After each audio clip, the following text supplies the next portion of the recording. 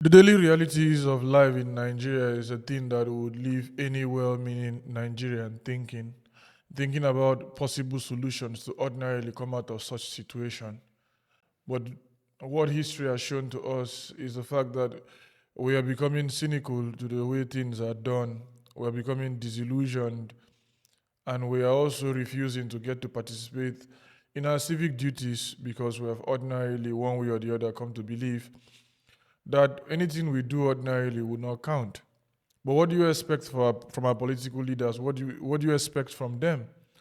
You expect them to ordinarily key into this particular weakness we've come to tell ourselves. You expect them to key into this particular place and come to do the things they ordinarily do because they believe we ordinarily will not care. Why not we do something else? Why not we show them the other side of us? The side that really say, we care about the things that happen to us as a people.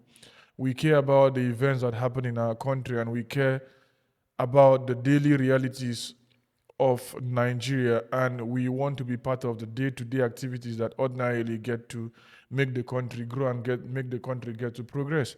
How many are there? How many are politicians?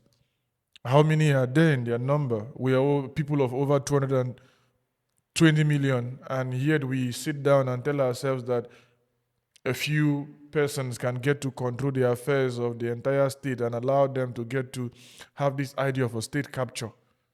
And we think the country is going to change, or you think a mythic ship would come one day and then a messiah will come out of it, and then we all of a sudden will be living in this paradise we ordinarily aspire for. It's not coming. Nothing like that will happen. You have to come out of your comfort zone. You have to come out of your cocoon. You have to come out there and fly like the butterfly you are supposed to be. You have to allow metamorphosis get to take its full course. You cannot be trapped within your comfort zone and you tell yourselves, we are all good, we are all fine, everything is all good with us, the Lord be praised, God be praised. It is the will of God for me to currently be the type of person I am. No, it is not God's will that you get to suffer the sufferings and the sorrows we get to experience as Nigerians. It is not my will. It is not God's will. Don't allow anybody deceive you. It can never be God's will. It can never be God's will for your life that you get to suffer the way you get to suffer. It is just the machination of men and the events that have come out as their exploitation of you and me and our family members, and now we get to suffer from things we ordinarily are not supposed to suffer from. Don't let anybody deceive you. Don't let anybody tell you otherwise. Nigeria can be great. Africa can be great. The world can be in peace. We all can live and love one another if we ordinarily want to live and love one another. Outside of that, there is no truth. Don't let anybody deceive you. Not the president, not the governors, not the senators, not our politicians. Don't let anybody tell you that at the moment we are supposed to manage. We shouldn't be managing in the 21st century. We have all it takes to succeed as a people. We have all it takes to be ranking as one of the most developed countries in the world. And I am not being disillusioned here. I'm not being disillusional. I am not being cynical. I am not just saying things I don't know. We have everything it takes to catapult us to where we ordinarily are supposed to be, as opposed to this place we are currently.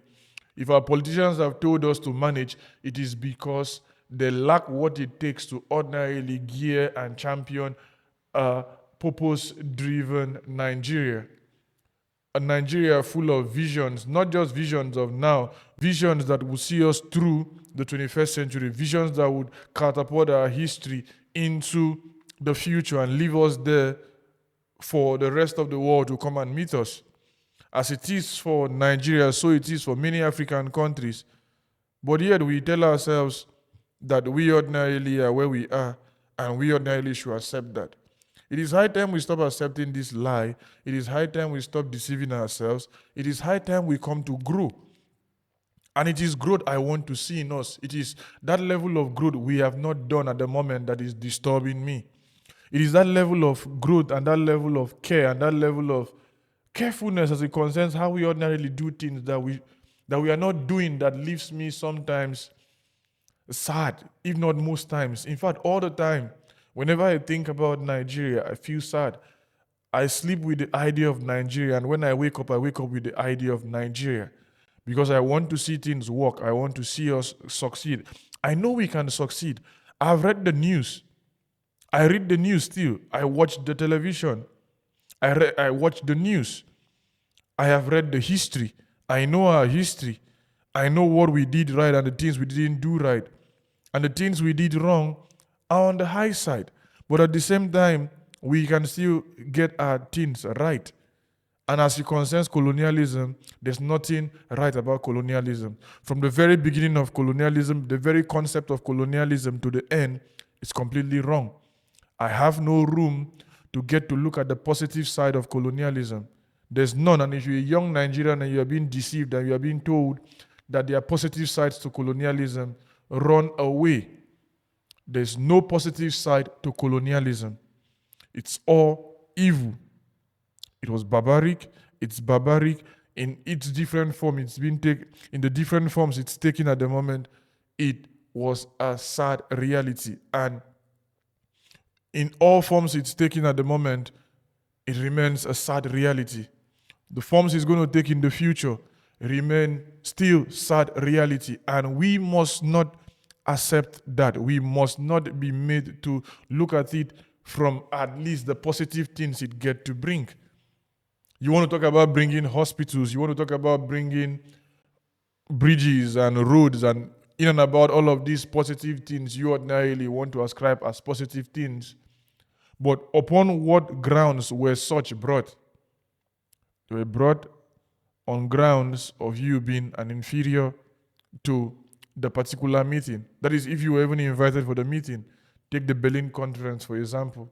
You weren't there.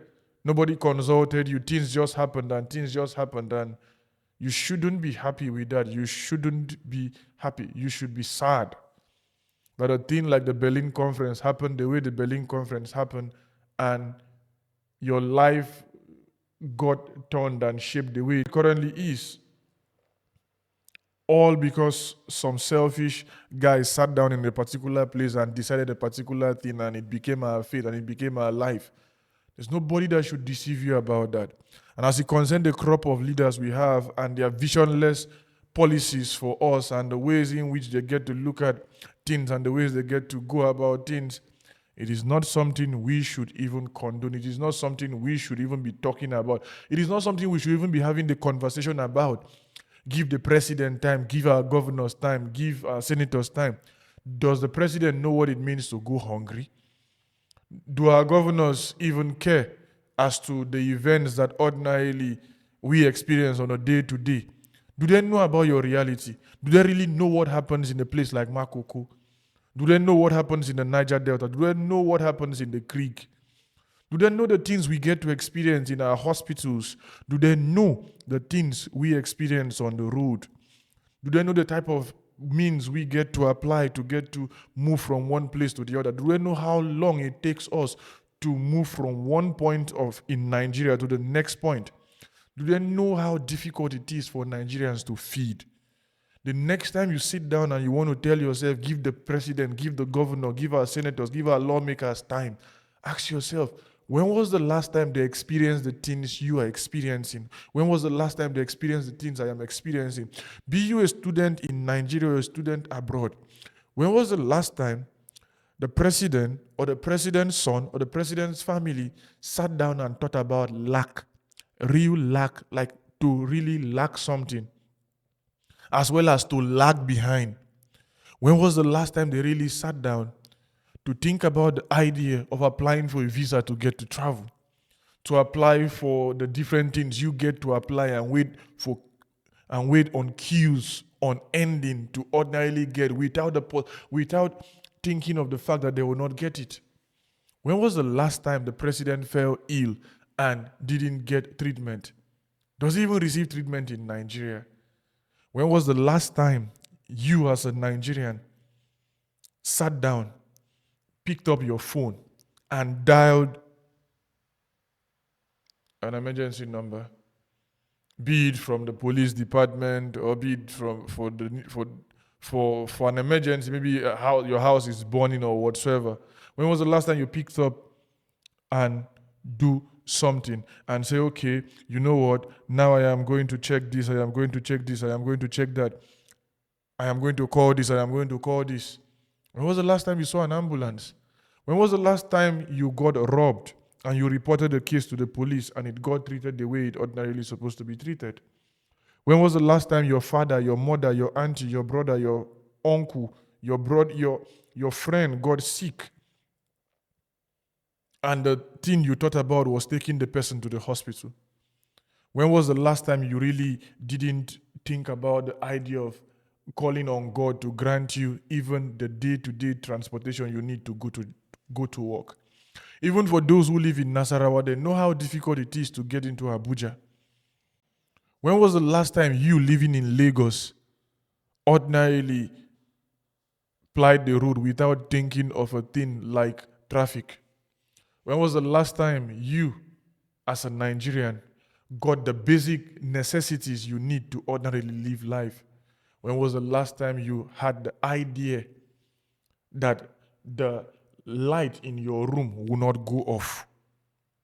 Since you were born, is there a day you've lived in your life without thinking of the fact that they will take the light? Is there a day in your life you've sat down and told yourself, today I'm living well in Nigeria? Is there a day you've sat down in that country and thought about traveling without thinking of praying and hoping that you don't get kidnapped, you either don't get arrested, you either don't get kidnapped, you either don't get involved in a fatal accident or in a ghastly accident or in any sort of accident whatsoever, or the car doesn't, the car the car you are using for your journey don't get to break down on the highway? When was the last time you heard that people traveled in the country throughout the day and all the drivers that plied the road had their driving license, had proper driving training, and they were professionals plying the road?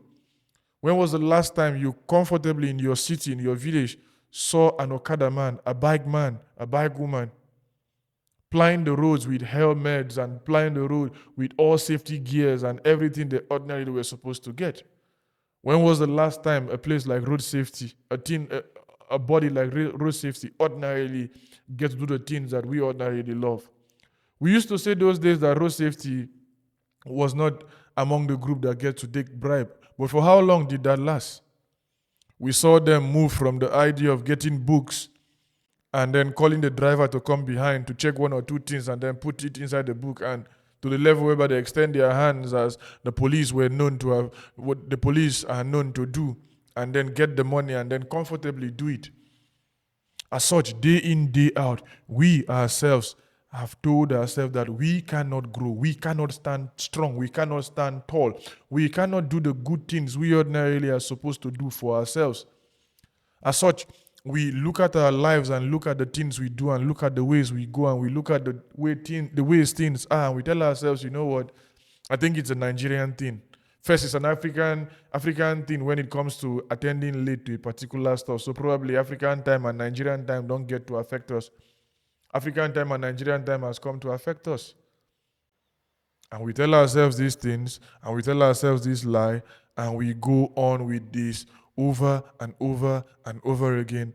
And we allow ourselves to die, and we allow ourselves to crumble, and we allow ourselves to go down this path and go the way we go without ordinarily coming to do the necessary things we are ordinarily supposed to do in the 21st century going forward.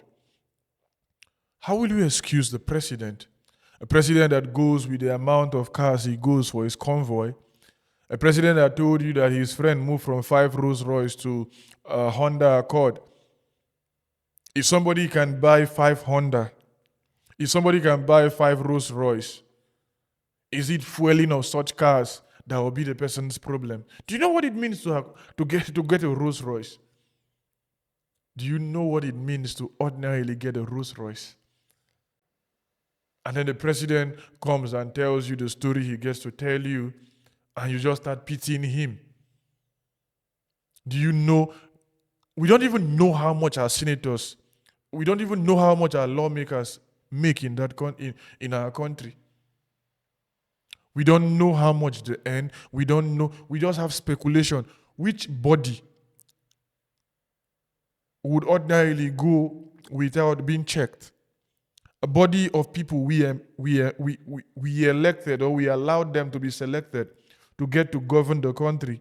Govern the country without us even knowing how much we pay them. It's your money, it's my money. Whether the money is borrowed or not, the money is yours, the money is mine. We don't even know what they earn. They have refused to tell us.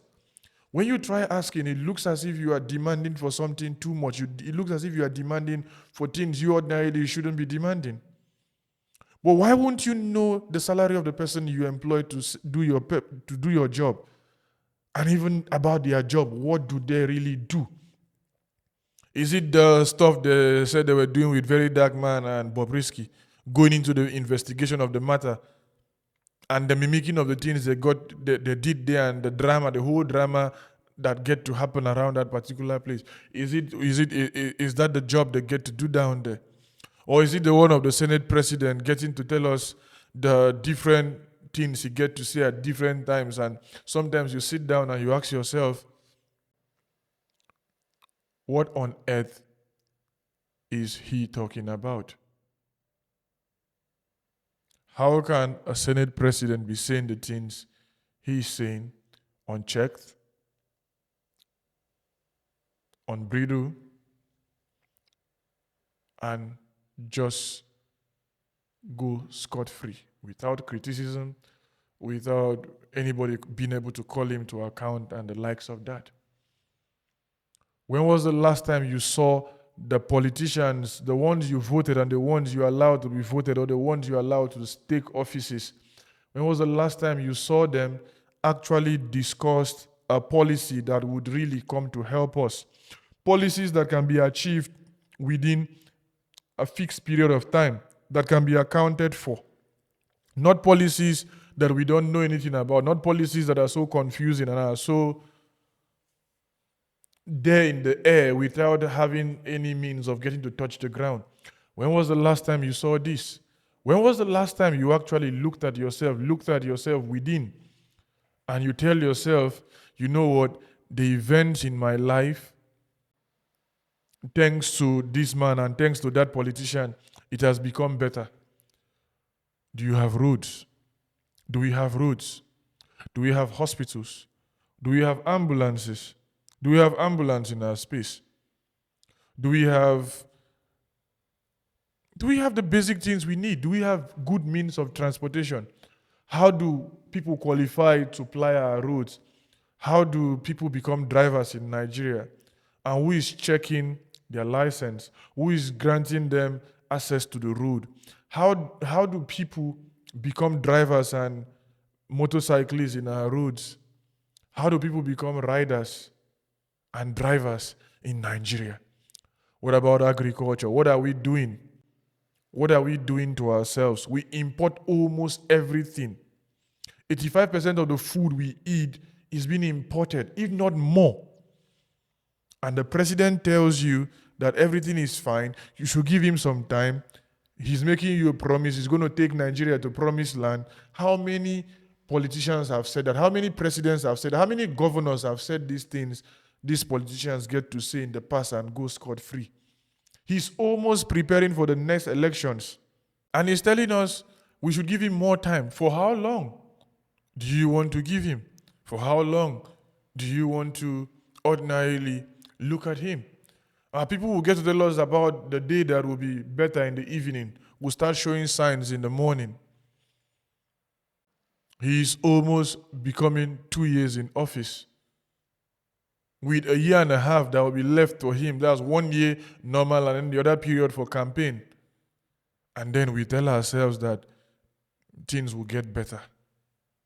How? How do we accept such? How do we accept such, and how do we go by such? I want to understand, because the last time I checked, the plans our leaders ordinarily get to come up with are shabby plans, to say the least. are plans that ordinarily would not meet the 21st century in terms of vision, in terms of the depth, and in terms of the sight it ordinarily gets to capture. And yet, we allow ourselves go the way we go. We allow ourselves get crushed and crumbled the way we get crumbled and the way we get crushed. And we think things would ordinarily just one day work for our good. It doesn't happen like that, mama. It doesn't happen like that, papa. It doesn't happen like that, my brother. It doesn't happen like that, my sister. Auntie, it doesn't work that way. Uncle, it doesn't work that way. For Nigeria to work, for Africa to get to function, for the world to get to flourish, people must work and people must be very responsible. People have to do the things they have to do for a system to get to function.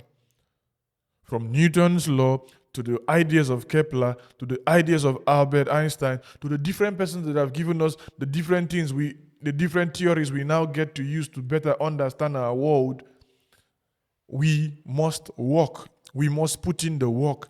The farmers must be farmers.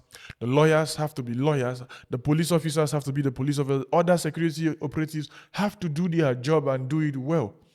The president has to be the president. And what does the president do? Serve the people. Stay there for the interest of the people. Negotiate deals and negotiate investment and give room and sign policies into being that will see to it that our people come out from their current situation to a better situation, or at least not to go back to where they ordinarily were in terms of suffering, in terms of pain, in terms of hardship. But what have we done? What have we seen? Different fleets of cars being changed by this president, that president, the other one, that the current president. How many things haven't he? What are the things he has not done that ordinarily we can say, oh, probably he's having this idea of austerity? I barely see austerity around him. If you go to the villa, I don't know if you have the opportunity. I've had the opportunity to be at the villa. You get to see the level of wealth dumped in a particular location. And every year you hear the idea of renovation. You hear the idea of renovation. You hear the idea of renovation. You hear the idea of them changing this, the vice president's house, the president's house, the Senate president's house, this person's house, this lawmaker's house, this one, allocation for this, allocation for that, allocation for this, changing of vehicles, changing of these SUVs, brand new. How many persons? A small number of persons just sit down, capture the entire nation, and we say nothing. And we want to do nothing. They keep on renovating, they keep on renovating, they keep on renovating without ordinarily thinking of the fact that, okay, these things we're about to renovate, what are the ways we ordinarily can get to really critically look at them and look into them to the extent whereby we can tell ourselves categorically by beating our chest and saying, you know what, these things we are doing would last so amount of years, would last 5 years, 2 years, 3 years, 7 years.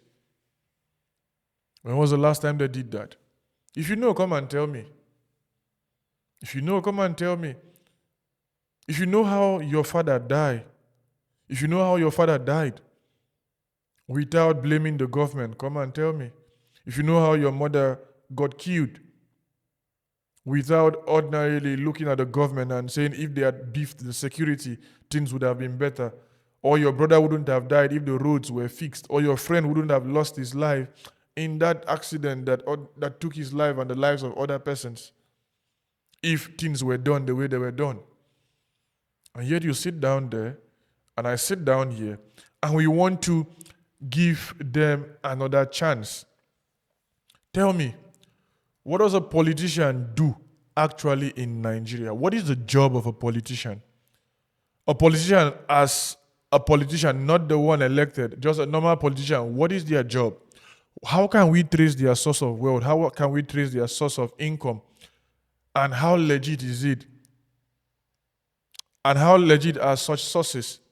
What do they do apart from the padding of the budget they get to do? Apart from different parties and apart from the different lies and the levels of irresponsibility we get to see from their end?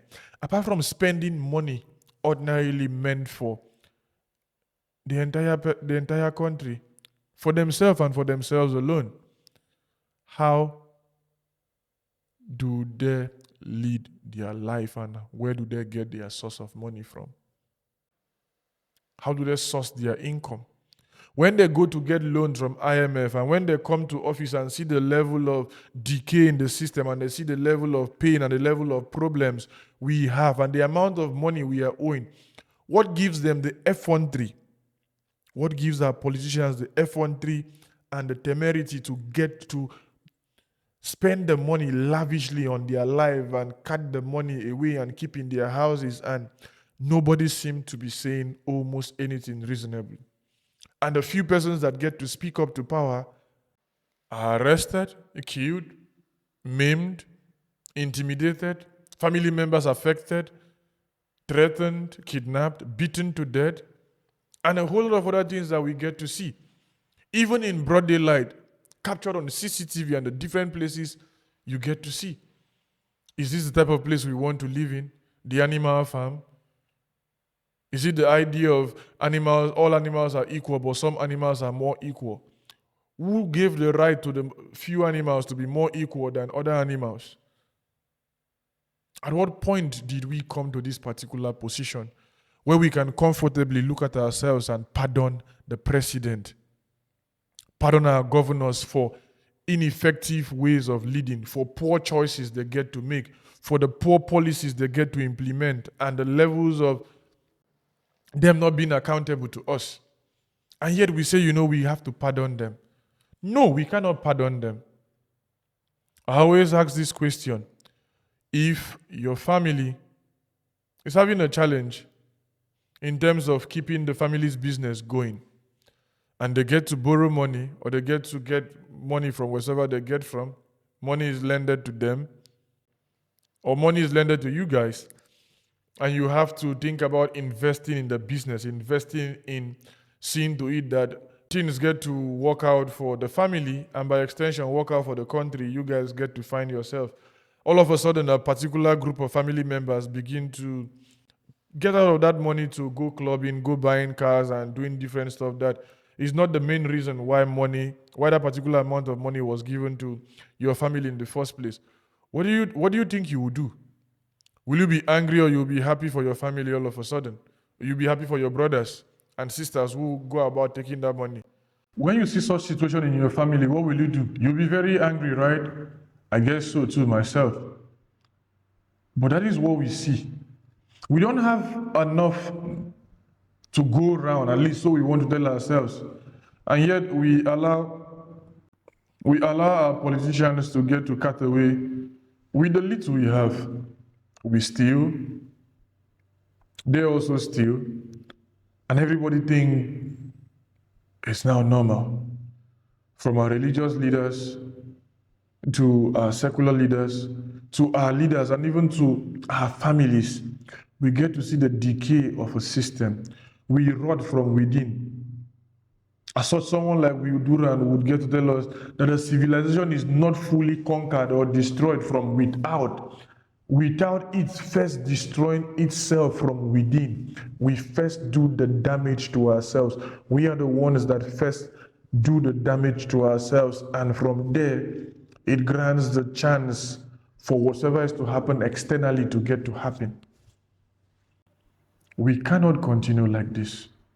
You as a Nigerian, myself inclusive, we as Nigerians, we as Africans, and we belonging to the global community and the global village, coming to see the importance of development and advancement in technology, advancement in science, advancement in the different levels of research, we ordinarily are supposed to be participating in one way or the other. What can we say to ourselves and say, in 2025, we want to achieve this as Nigerians. In 2025, going forward, we want to start mapping plans and mapping real plans, and not plans that ordinarily are just mere blabbing here and there. When was the last time you as a Nigerian sat down and told yourself, I want to read the news, not because I am bored, but because I really want to understand the things our leaders are doing and how they are not doing them well, and how we ordinarily can engage them and tell them the things they are ordinarily supposed to do. Do we even see them? Do we even see our politicians? When was the last time you saw your politician? The person elected to lead your constituency, your senators, your councillors, your local government chairmen, your governors, your commissioners, your ministers on the state and the federal level. Do they really stay in their state and their respective jurisdiction, or they just go about living in the federal capital territory? And how well off and how well managed is even the federal capital territory to even start with? How are the buses managed? How is traffic being managed down there? How is security? How are the streets maintained? How are the disposals managed? How is erosion being controlled? How is life in the city? How is life in the village? And what is the difference? What are the disparities that exist amongst Nigerians? What are the similarities or the differences in terms of economic backgrounds and situations we find ourselves? What are we doing? Where are we? How should we go? What are the things that we find similar to ourselves, and what are the things we don't find similar? What are the ways we get to do things, and what are the ways we don't get to do things? What are the things we ordinarily are supposed to do and the things we at the moment are not doing? These are the questions I ask you. And I ask you these questions not because I think it is not meaningful. I ask you these questions because I know how meaningful it is. I know how powerful we as a people can rise to the situation we find ourselves and get to tell ourselves that our lives here going forward into the 21st century, out of the 21st century, can be better and must be better. We are in 2025, and I tell you, if you don't know, we are not supposed to be where we are at the moment. We are supposed to be way ahead of our current situation. We are supposed to be way ahead of our current situation. And it doesn't make sense that we are where we are and we are not angry and we are not sad and we are not ashamed and we are not pained and we don't have this level of vexation within our system and we don't have this level of anger boiling within us and we don't have this level of pain that we ordinarily are supposed to have as a people. This level of complacency is not a thing we ordinarily are supposed to do. This level of just looking at things the way things are and just going our way are not the ways we are not really supposed to live and be and exist and hope for a change. The oppressor will never give you power. The oppressor will never give you what you desire. Don't dream. Stop dreaming. Stop dreaming. Wake up from your dream. Our politicians and the current crop of leaders we have, not minding the fact that we have good persons amongst them, cannot really help us with the way things are. And so you studying political science, you studying engineering, you studying nursing, me researching about our history and the different things that get to affect wars and the different things that get to cause war, and the different things that get to cause us to go our separate ways in terms of divisions and different factions we get to come up with, must begin to look at our problems squarely. You have a responsibility, I have a responsibility. Chinua Achebe will remind us that the trouble with Nigeria is simply and squarely a failure of leadership. And he reminds us of the dangers of a thing like history. History which neither personal fear or favor can exempt us from its judgment, will set us upon the table and pronounce terrible anathema when we must have finished betraying ourselves irretrievably. And we have done so. Achebe asked in the 80s, we have wasted the 20th century. Are we bent on seeing that our children waste the 21st century also? He said, God forbid. And I say also to you, God forbid. We have all it takes to work. We have all it takes to get to function. We have all it takes to get to grow as a people. We have all it takes to get to do things well. But we've refused to do that. We've refused to tell ourselves the truth. and we continue to go down here. We continue to go down where we continue to dwindle, and our lives continue to go down, and we continue to kill ourselves and crumble and go down the way we ordinarily are not supposed to go. And so you find Decay get to tell us in his poem Okwesilieze, today I saw a mysterious thing, a thing that vexed me to my very soul. I saw the black man dressed like a king, but he was crouching in the shadows with a begging bowl. His children were starving in fields of cassava, dying of diseases the palm kernel could cure, homeless in a land of rock and timber. Why are you begging? He said, I am poor.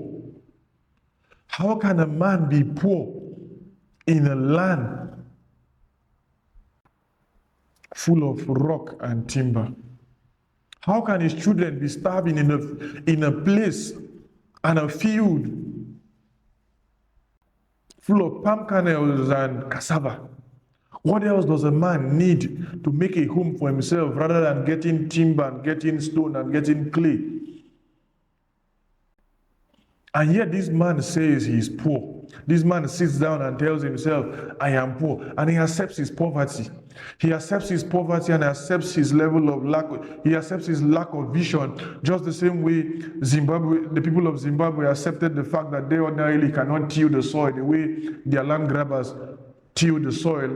And so the land should be given back to their land grabbers so that at least the people of South Africa can get more supply from them and they will make money, as opposed to learning the craft and developing the skills of ordinarily doing things. And so you find Decay saying, today I saw a mysterious thing, a wonder so great I cannot tell it. I saw the black man dressed like a king, but he was lying in the dust crying at my feet. His legs were sturdy like the Iroko, his foreheads were rich and teeming with games, his muscles they rippled like the proud Zambezi. I told him, get up. But he said, I am lame.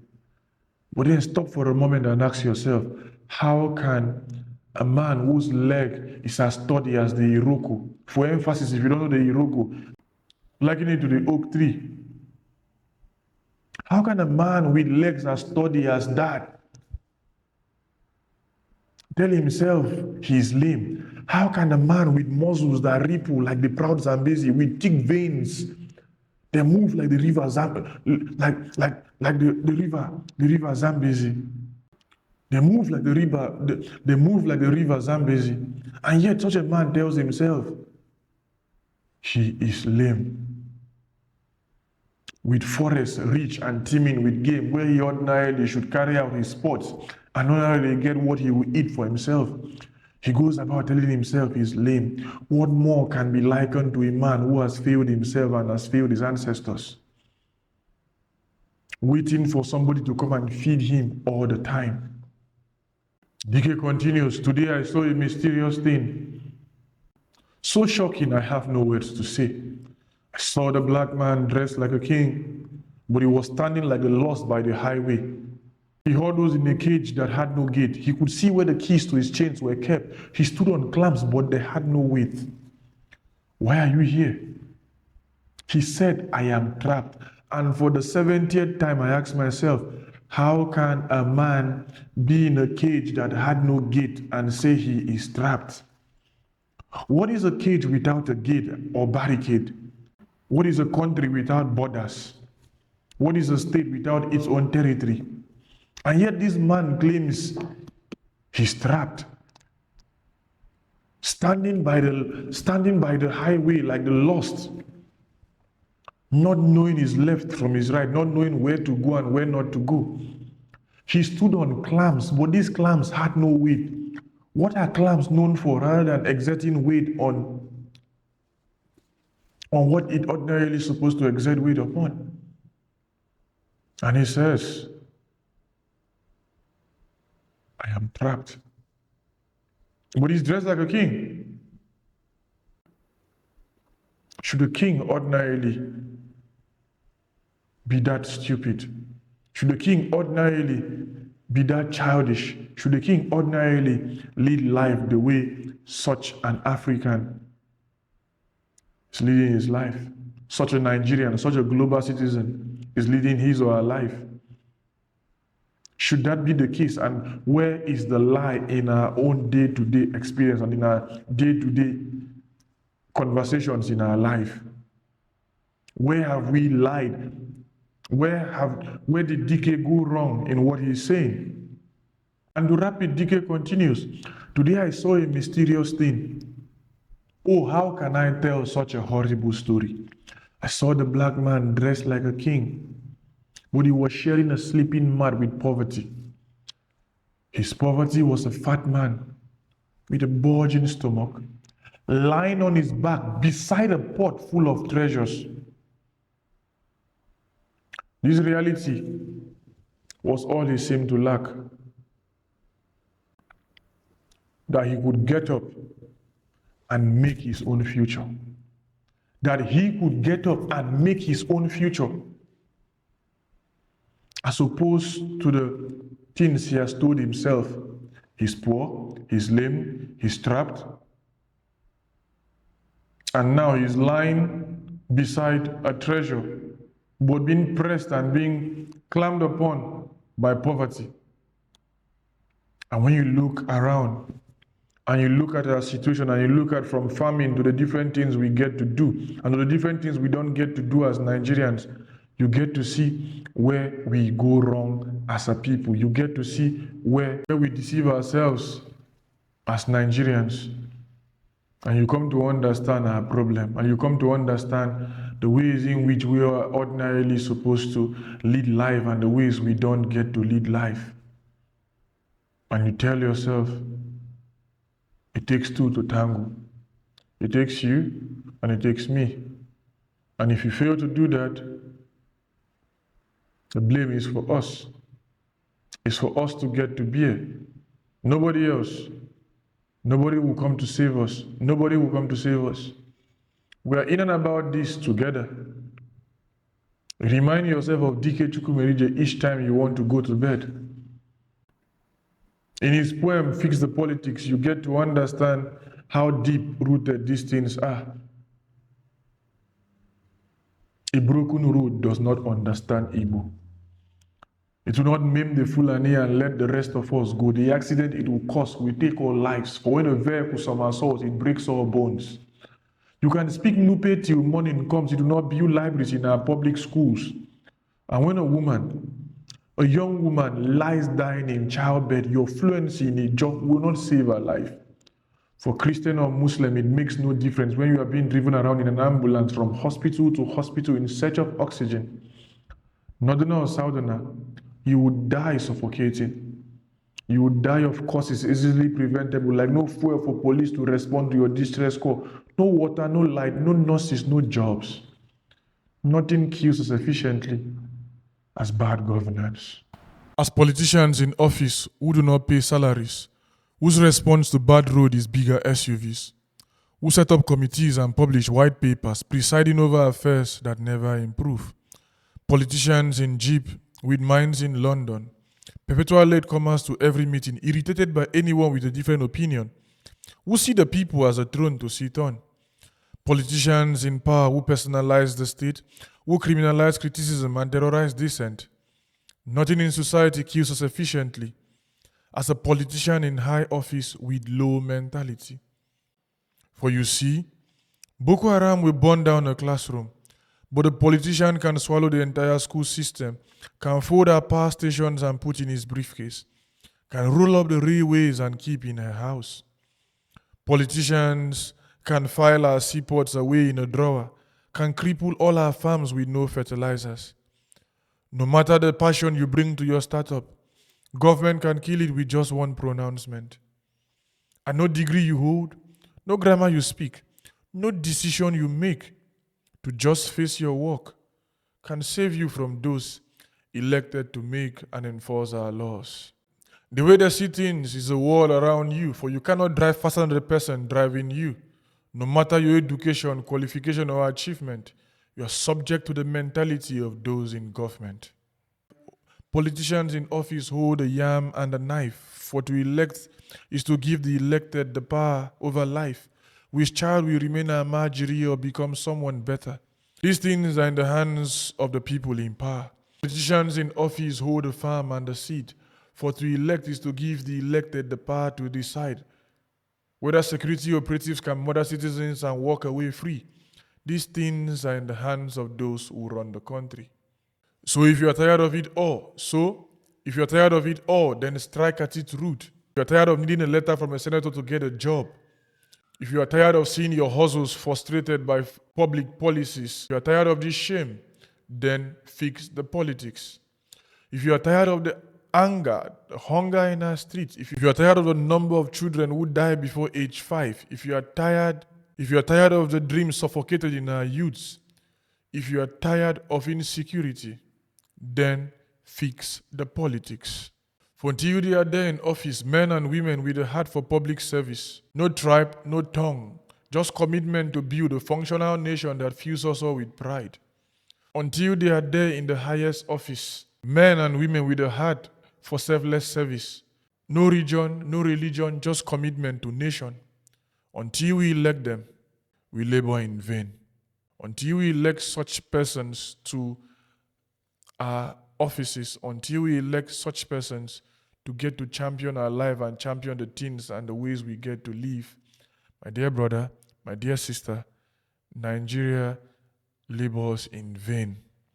And as we labor in vain, we continue to do disservice to Africa, the place we ordinarily were supposed to ordinarily champion and come to help to come out from the current situation it is. The current situation it is in. Because there's no way you tell me that we have 220 million people, yet we cannot function well, yet we cannot do the things we ordinarily are supposed to do. Yet we cannot really live life well, we cannot live large.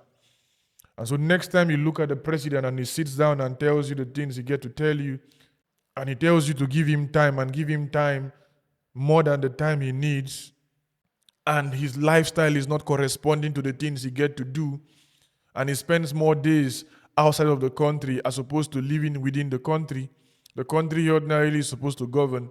From the days of Yaradua to the days of Buhari, we have seen sick men ascended the throne and claim to have the strength and the stamina to get to do these things, and yet do nothing. By the way, what did he even promise us? We used him to catch cruise, we used him as kid, we used him to do different things. Enjoy your weekend. Bulaba. These were the things he was telling us, and we were thinking it was making sense. It was making sense. Granted no interview, granted no chance for proper interrogation, responded with nonchalance to the invitations given to him to appear for a national debate. When he was asked what he wanted to do for the country, he said others will steal his ideas and others will steal his plan. He's called the master strategist. The same thing also is with our different politicians. They know how to do things and they know how to lead and they know how to go about their life. It is you and I that are caught up in this trap. It is you and I that is caught up. It is you and I that find ourselves where we find ourselves. The shame is upon us. The shame is upon us, my brothers and sisters. And for we to succeed, and for we to succeed well, and for we to succeed right, we must start doing the right things. Our politicians must be held accountable while in office, before coming to office, and after leaving office. Do they even leave office? They hang around like prostitutes in different brothels seeking for different political appointments. The same way prostitutes get to hang around red street or red lines in different countries and in different places and get to prostitute about just doing padding, budget padding here and there, granting us no real solutions to our problems. We don't need palliatives. We don't need boreholes. We need the things to get to work. We don't need medical outreach. We need things to function the way they're ordinarily supposed to function. We don't need to see doctors once in 2 years. We need to see doctors whenever we want to see doctors. We need to fix our insurance. The NHIS has to work, and there need to be new modalities to get to see to it that it gets to work. Outside of that, I don't see what we are doing as a people. And I say this with all manner of respect, but at the same time, we need help. And the way we go, the way we are going, And the way we've gone doesn't signal a people who ordinarily are tired of their situation and tired of their problems. And I say this with all manner of seriousness. I say this as somebody that Nigeria has happened to. There's nobody that can tell me Nigeria has not happened to him or her. Either from getting a job or being rejected at the visa application or being delayed before something was attended, before you got attended to, or the different stuff we get to see within our country. Things like the National Library not even being in place till today, till tomorrow, even in the next 3-4 years, except the miracle gets to happen. Or the roads we get to ply from Kogi to Nsukka, from Nsukka to Enugu, Enugu as a city, from there to Abakaliki and the different places that you get to pass and different cities and the different villages you get to go. Where are the roads? Where are the roads? Where are the roads? How far have we traveled? Where did we come from? And where should we be now going into the 21st century? Now going through the remaining years of the 21st century. Where will we be? What will be our faith in 30, 40, 50 years to come? Do you know? I doubt you don't know. I doubt you don't know. But it's going to be very, very intimidating if we don't really fix ourselves and fix our lives fast and well, alongside how the world is going and how things are going. We might just be left out, you know. That is, if we've not already been left out, we must walk and walk well. We must walk fast and walk fast. We cannot continue like this, my brothers and sisters. I cannot deceive you. We cannot continue like this. We must seek change and seek change fast. Else, we remain doomed almost eternally. And I have hope. We are not this stupid. Nigerians are not that stupid. But at the same time, we have been irresponsible for a very long time and we have to change. Else we labor in vain. Else we just continue to suffer and kill ourselves in pain and all that. I am Biringkpa bin the Mecca. I am your brother, the mendicant, strolling this world with you. See you next time. If you do like this video, please like, drop a comment, tell us what you feel, tell us what you want us to talk about, share with your family members, and let the conversations continue. See you next time.